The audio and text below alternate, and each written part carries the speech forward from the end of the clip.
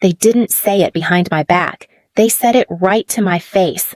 I was still in my gas station uniform, wiping down the counter for the third time that hour. A couple had spilled half a slushie and walked off without so much as a nod. The buzz of the freezer hummed in the background. I was just about to check the coffee machine when my phone lit up beside the register. Sabine Quinn just posted a new photo. My thumb hovered, then tapped. I wish I hadn't. There she was, my little sister, grinning with her arms stretched wide in front of a silver Mercedes with a bow on top. The caption read, "Graduated in style. Thanks, Mom and Dad. Blessed Bosch Mercedes baby." The location tag, Four Seasons Hotel Charlotte. There were balloons, champagne, designer heels, hundreds of comments, queen emojis, fire emojis, slay girl, obsessed. I just stood there, sticky cloth in one hand, the other, holding my phone like a punch I didn't see coming. I wasn't mentioned. I wasn't tagged. I wasn't invited. I put the phone face down and kept wiping. There was no one to complain to. I didn't even bother asking why. I already knew the answer. When my shift ended, I rode the bus home and sat on the edge of my twin mattress. I stared at the wall, too tired to cry, too used to it. Sabine was the star. Always had been. Honor roll, pageants, influencer brand deals. She looked like a magazine cover and the world loved her for it. And me? I was what happened when things didn't go according to plan. No degree, no sparkle. Just hours on a time card and a 15-year-old car with one door that didn't open from the inside. A week later, I showed up at my parents' house with a birthday card and a bundle of gas station flowers I bought on clearance. My shoes were still dusty from my shift, but I wanted to see my mom's face light up. They were having brunch. Not just a casual one, this was a catered linen napkin kind of affair for Sabine and her college friends. Everyone was dressed like they stepped off Pinterest. My mom took the flowers without looking up. "You should have called," she said. "We already have guests." I offered to help in the kitchen, hoping just a small hope that she'd let me belong for 10 minutes. She hesitated, then looked toward the dining room.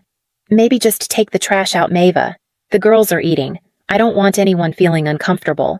I didn't say anything, just took the bag and walked out back. On my way back in, I heard laughter from the dining room. I froze near the hallway. Dorian's voice carried through. "She's going places, you know, not like some people wasting their lives behind a counter." There it was. I stood there a second longer, then walked back to my car. I sat in the driver's seat and didn't move. Not for 5 minutes, not for 20. I wasn't sad anymore. I was something else. By the time I got home, I knew exactly what I needed to do. That night, I didn't eat dinner. I just sat on my mattress with my back against the wall and a pen in my hand. I pulled out an old notebook I used to keep grocery lists in and flipped to a blank page. The lines were faded, but it didn't matter. At the top, I wrote, "I am done trying to be seen." Underneath, I wrote all the things I wasn't going to chase anymore: apologies, approval, a seat at any table that made me feel like a burden. I didn't need them to clap. I needed to build a life that didn't disappear the moment they looked away. The knock at the door came right after midnight. It wasn't loud, just a soft, familiar rhythm. Pop. He let himself in before I could stand up. "Didn't mean to drop by so late," he said, holding up a bag of groceries. "You eat today?" I lied. "Yeah." He glanced around the room like he already knew I hadn't. Then he set the bag down and sat beside me on the floor, back against the same wall. We didn't say much for a while. He opened a can of peaches and handed me half. I took them, chewing slowly, more out of respect than hunger. "You're holding something in," he finally said. I didn't answer. He reached into his coat pocket and pulled out a small, beat-up brass keychain. The letters on it were almost worn away, but you could still make out the words, "Built Not Bought." "Carried this with me since '74, he said. "First house I ever built. Didn't know what I was doing, just had a shovel, a toolbox, and a will too damn stubborn to quit. Everyone thought I'd mess it up. Maybe I did. But I finished it anyway." He held it out to me. "Figure it's time someone else carried it." I stared at it for a long time before taking it. It was heavier than it looked. "I don't have a plan yet," I whispered. "You don't need one yet," he said. "Just keep stacking bricks, mental, emotional, financial, whatever kind you've got. A foundation shows up if you do." He left shortly after. Didn't hug me, didn't linger. Just said lock the door behind me, all right, and disappeared into the night. I sat there for a while, just me and the keychain. Then I reached for a crumpled gas station receipt on the floor and flipped it over. I wrote 4 words in all caps, "Build something they can't ignore." And for the first time in a long time, I felt like I was beginning something. Not flashy, not loud, but mine. I didn't know where to begin, so I started with Google. How to build something from nothing. That was the first thing I typed. It led me down a rabbit hole of midnight research articles on side hustles, videos about wholesaling houses, forums full of strangers flipping homes without loans. Most of it sounded like a scam, but I kept digging. Somewhere between exhaustion and quiet rage, I found a podcast called Brick by Brick Real Estate for Beginners. I downloaded every episode and started listening to it during my bus rides to work. I made a list of what I needed: time, money, patience, and grit. I was already used to being broke. Grit I had. Patience I could learn. Time I'd just have to steal it from myself. I canceled every subscription. No more takeout. No more $2 energy drinks. I sold my TV for $75 cash on Marketplace. It hurt more than I expected, like cutting a cord to my last form of escape. I opened a new bank account and labeled it Freedom. I started putting away whatever I could: tips from late shifts, spare change from rounding down at the grocery store. Sometimes it was only $1, but the balance grew 1 gritty cent at a time. Then I found a real estate course online for $40. The site looked like it hadn't been updated since 2010, but the content was real: videos, PDFs, downloadable contracts. I printed everything at the library and brought the packet to work. When customers weren't around, I kept the notes open under the counter. I studied during lunch breaks and before bed. I started to see patterns in the deals people talked about: distressed properties, motivated sellers, wholesaling without cash or credit. I wasn't trying to be a mogul. I just wanted one chance. That chance came on a rainy Tuesday night. I was on register when a regular walked in. Dennis, scruffy boots, faded jeans. He bought a black coffee and a lottery ticket. We talked about the weather like always. Then he sighed and said, "You wouldn't happen to know anyone who wants a moldy old house, would you?"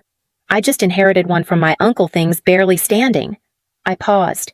"Where is it?" "Edge of Ridgeview. Cracked foundation. Smells like swamp." "You selling it?" He raised an eyebrow. "You buying?" I shrugged. "Maybe. Or maybe I know someone who would." That night I drove to see it. I wore my cleanest hoodie and took photos with a borrowed phone. The house leaned like it was tired, but I saw past the water damage and sagging walls. I saw potential. I saw proof that I could do something bigger than gas station floors and sympathy glances. I posted in a Facebook investor group that night. One woman responded. Her name was Janelle. She asked for numbers. I gave her everything I had: photos, repair estimates, comps. She said she'd take it if I could lock it for under $70K. I got Dennis to sign a contract for $65,000. I assigned it to her 3 days later. My cut $5,000. No hammer, no loans, just knowledge and a yes. I used part of the $5,000 to register my LLC. Marvin Properties, a name stitched from mine and Pop's Mava and Calvin. I printed business cards at the library, bought stamps in batches of 10, and spent nights handwriting letters to every absentee homeowner I could find in the county registry. I cold-called strangers on my 10-minute breaks behind the gas station, the scent of burnt coffee and spilled diesel in the air. Most hung up, some swore, a few listened, and 2 of those turned into deals. Small ones, but they mattered. I made $3, $200 on one, $6, $100 on the other.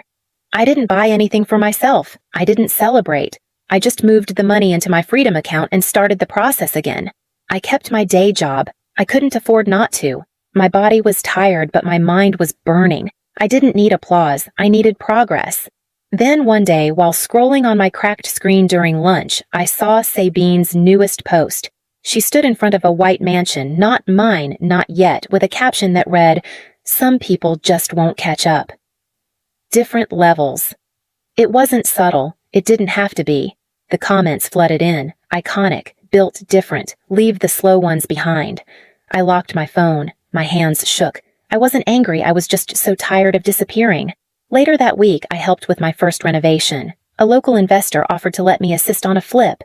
I said yes without hesitating. I scraped floors, hauled demo trash, painted until my arms ached. And every time I opened a window in that dusty house, I could almost see the future. One night, long after everyone else had gone home, I sat alone on the unfinished stairwell. Drywall dust clung to my jeans. I was supposed to be proud. I was building something. But instead, I cried. Not loud, not messy, just quiet tears that didn't ask for comfort. The kind that came from being proud and invisible at the same time. I heard the door creak open. Pop stepped in holding a thermos. He didn't ask what was wrong. He didn't need to. He sat beside me on the stairs, handed me the cup, and rested his hand over mine. "You hear that?" he asked. I looked around. "What?" "That sound," he said, tapping his chest like something cracking open. I nodded barely. "That's not you breaking, baby girl," he said gently. "That's the wall. You're breaking through." I didn't answer. I just leaned into his shoulder and for the first time in a long time, let someone hold the weight with me. The next morning, I ordered new flyers. Not flashy, just bold enough. It took 27 months, 4 contracts, 2 flips, and more rejections than I could count. But I did it. I bought a house. Not just any house, a 6-bedroom estate on the edge of Asheville. White pillars, wraparound porch, tall windows that let in morning light like it was trying to bless you. It needed work, but I wanted the work. I wanted every nail and screw to carry my name. I walked through it alone the day the sale closed, barefoot on the newly polished wood. The house was empty, but I didn't feel alone. I felt present, like I'd stepped into a future I hadn't dared name until it stood solid beneath my feet. I designed everything from the crown molding to the curved stairwell. I chose a soft green for the kitchen walls because it reminded me of Pop's thermos. I picked black iron railings for the balcony, strong, understated, honest. I built a small library into the study with reclaimed oak, even though I only owned 6 books. I figured I'd grow into it. I didn't throw a party. I didn't announce it. I didn't post a single photo. I kept it quiet, not out of shame, but because this win didn't belong to the internet. It belonged to the girl who used to sleep beside her tool bag because she couldn't afford to lose one more thing. The listing hadn't been updated yet. The house had only come off the market 3 days earlier, and the photos were still circulating on rental sites. I didn't think much of it until I heard tires crunching over gravel outside my gate. I looked up from the dining table I was polishing. A black Range Rover was easing up the drive. It was Sabine's. I stood still.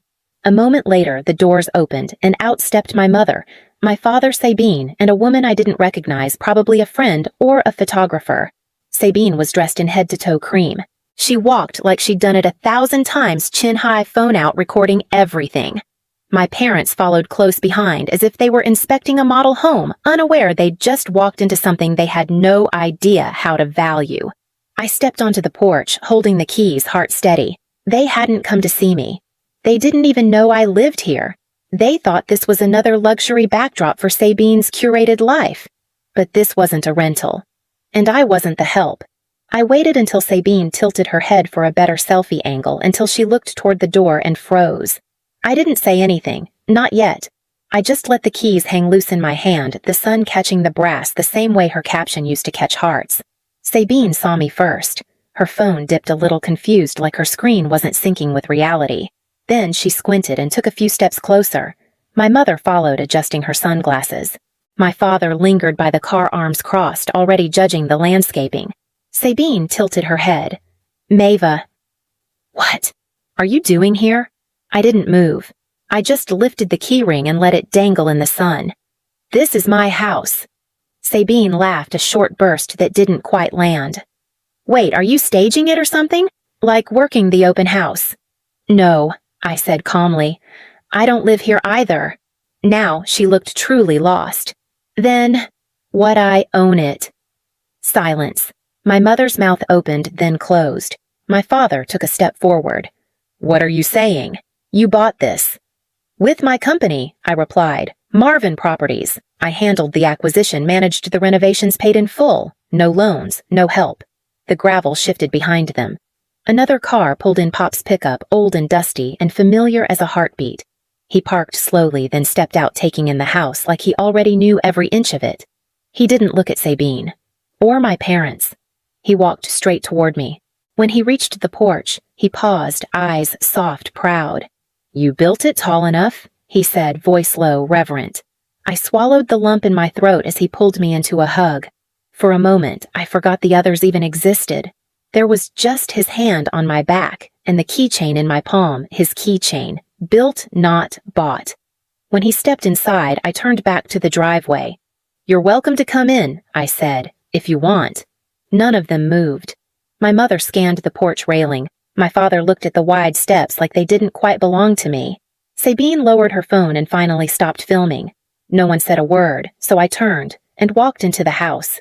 I didn't wait for footsteps behind me. I didn't check the window to see if they followed. I just walked through the foyer I'd restored with my own hands and let the silence speak for me. The next morning, my phone buzzed while I was pouring coffee in the kitchen. It was from my mother. "We're proud of you." 4 words. No punctuation, no apology, no explanation. I stared at the screen for a long time. It didn't feel like a triumph. It didn't feel like closure. It felt like a receipt confirmation of something long overdue, but offered too late to matter. I thought about all the nights I went to bed, wondering what was wrong with me. The birthdays I spent alone. The way they used my silence as evidence that I didn't care, when really I just didn't know how to keep bleeding for people who called it weakness. I thought about the way my mother had looked at the railing I built as if trying to find cracks in it. About the way my father couldn't say a word once the facts were too big to ignore. About how Sabine had stood frozen for once without a caption. And then I deleted the message. Not out of bitterness, just clarity. I no longer needed proof that I was enough. They saw me now, maybe. But I'd been real this whole time. Just because someone finally opens their eyes doesn't mean you were invisible before. Pop and I had breakfast on the back porch. He told me about the crooked chimney he'd built on his first house, how it leaned but never fell. We laughed about it over scrambled eggs. That meant more to me than any message ever could. Later that day, I drove out to a property 2 towns over to meet a seller. The roof was half caved in. I saw the same thing I always did, possibility under the wreckage. I walked through the weeds and imagined what it could be. Not because I needed to prove anything anymore, because I had finally remembered who I was building for. Maria and Elijah used to share night shifts with me at the station. They saw me before the polished floors and porch columns back when I was still wiping counters and counting coins for rent. When they asked how I did it, I didn't give them speeches. I gave them tools. I printed out my original scripts, gave them copies of the old course, PDFs, walked them through how to talk to sellers and handle silence on the other end of the phone. They showed up early, stayed late, asked hard questions. When they closed their first deal, $200 on a wholesale in Ridgeview, we met for coffee at the spot near the old station. I brought them each a keychain. Same brass, same words, built, not bought. They understood. A week later, I saw a photo Sabine had posted. She was standing in front of my house smiling into the camera. The caption, "Dream Home Vibes," or manifested. She didn't tag me, didn't mention me, just used it as a backdrop like everything else. I looked at the screen, then set the phone down. I wasn't angry, not even surprised. I walked to my bookshelf where Pop's original keychain still sat scratched, dulled, solid. I placed it on the top shelf next to the first ledger I ever used to track expenses. The brass caught a sliver of afternoon sun and glowed. She could have the photos. I had the foundation. Most mornings I water the garden before the sun gets too high. It's not much, just herbs, tomatoes, a stubborn fig tree that refuses to give up, but it grows. Like I did. Pop still visits every Sunday. We drink coffee on the back porch, talk about roof angles and soil drainage like we're running a tiny empire. He always brings something, an old blueprint, a story I haven't heard, a reminder that building runs in the blood. There's no applause, no spotlight, just steady mornings and floors that don't creak when I walk on them.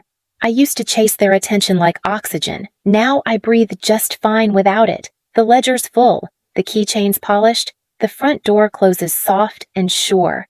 Sometimes I think about that girl behind the counter counting pennies, pretending not to notice when people didn't look her in the eye. I hope she'd be proud of who we became. They still don't talk about me much. That's all right. I didn't do this to be remembered by them. I did it to remember myself. They thought I'd always be behind the counter, but I became the architect of my own front door.